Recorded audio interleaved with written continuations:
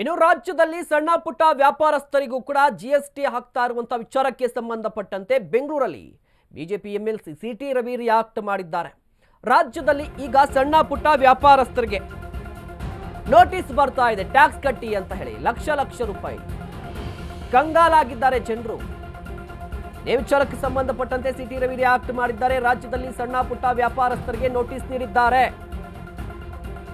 ಕೋತಿ ತಿಂದು ಮೇಕೆ ಹೊರಸಿದಂತೆ ಅಂತ ಡಿಕೆ ಶಿವಕುಮಾರ್ ಹೇಳಿಕೆಯನ್ನ ಕೊಟ್ಟರು. ಈಗ ನಮ್ಮ ಪ್ರಶ್ನೆ, ಕೋತಿ ಯಾರು ಅನ್ನೋದು ಸಿಟಿ ರವಿ ಅವರ ಹೇಳಿಕೆ ಇದು. ಸಿಎಂ ಸೂಚನೆಯ ಮೇರೆಗೆ ವಾಣಿಜ್ಯ ತೆರಿಗೆ ಇಲಾಖೆ ನೋಟಿಸ್ ಅನ್ನ ಕೊಟ್ಟಿದೆ. ಕೇಂದ್ರವನ್ನ ಯಾಕೆ ದೂರ್ತಾ ಇದ್ದೀರಿ ಅಂತ ಗೊತ್ತಾಗ್ತಾ ಇಲ್ಲ. ಕೇಂದ್ರದ ವಿರುದ್ಧ ನಿಮ್ಮ ಹೇಳಿಕೆ ತಪ್ಪು ಸಂದೇಶವನ್ನ ನೀಡ್ತಾ ಇದೆ. ನೋಟಿಸ್ ಕೊಟ್ಟಿರೋದು ರಾಜ್ಯ ತೆರಿಗೆ ಇಲಾಖೆ ಅಂತ ಹೇಳಿ ಸಿಟಿ ರವಿ ಹೇಳಿಕೆಯನ್ನು ಕೊಟ್ಟಿದ್ದಾರೆ.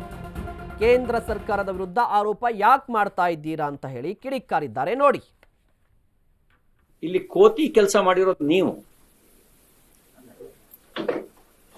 ಕೇಂದ್ರದ ಮೇಲೆ ತಪ್ಪು ಬರೋ ರೀತಿಯಲ್ಲಿ ನಿಮ್ಮ ಹೇಳಿಕೆಗಳು. ಈಗ ನೋಟಿಸ್ ಕೊಟ್ಟಿರೋದು ಕೇಂದ್ರದ ತೆರಿಗೆ ಇಲಾಖೆ ಅಲ್ಲ. ಇನ್ಕಮ್ ಟ್ಯಾಕ್ಸ್ನವರು ನೋಟಿಸ್ ಕೊಟ್ಟಿಲ್ಲ, ಕೇಂದ್ರ ತೆರಿಗೆ ಇಲಾಖೆಯವರು ನೋಟಿಸ್ ಕೊಟ್ಟಿಲ್ಲ. ನೋಟಿಸ್ ಕೊಟ್ಟಿರೋದು ರಾಜ್ಯದ ವಾಣಿಜ್ಯ ತೆರಿಗೆ ಇಲಾಖೆ. ಮತ್ತು ಇಡೀ ದೇಶದಲ್ಲಿ ಸಣ್ಣ ವ್ಯಾಪಾರಸ್ಥರಿಗೆ ನೋಟಿಸ್ ಹೋಗಿಲ್ಲ. ಕರ್ನಾಟಕದಲ್ಲಿ ಮಾತ್ರ ಸಣ್ಣ ವ್ಯಾಪಾರಸ್ಥರಿಗೆ ನೋಟಿಸ್ ಹೋಗಿದೆ. ಇಲ್ಲಪ್ಪ, ಇದು ಕರ್ನಾಟಕದಲ್ಲೂ ಹೋಗಿದೆ, ಕೇರಳದಲ್ಲೂ ಹೋಗಿದೆ, ಮಹಾರಾಷ್ಟ್ರದಲ್ಲೂ ಹೋಗಿದೆ, ಆಂಧ್ರ, ತೆಲಂಗಾಣ, ಉತ್ತರ ಪ್ರದೇಶ, ದೆಹಲಿ ಎಲ್ಲಾ ಕಡೆನೂ ನೋಟಿಸ್ ಹೋಗಿದೆ. ಅಂದ್ರೆ ಕೇಂದ್ರ ತೆಗೆದುಕೊಂಡ ತೀರ್ಮಾನ ಅಂತ ನೀವು ಆರೋಪ ಮಾಡಿದ್ರೆ ಒಪ್ಪಿಡ್ಬೋದಾಗಿತ್ತು. ಮಹಾರಾಷ್ಟ್ರದಲ್ಲಿ ಸಣ್ಣ ವ್ಯಾಪಾರಸ್ಥರಿಗೆ ಹೂವು, ತರಕಾರಿ, ಊಟದ ಗಾಡಿ,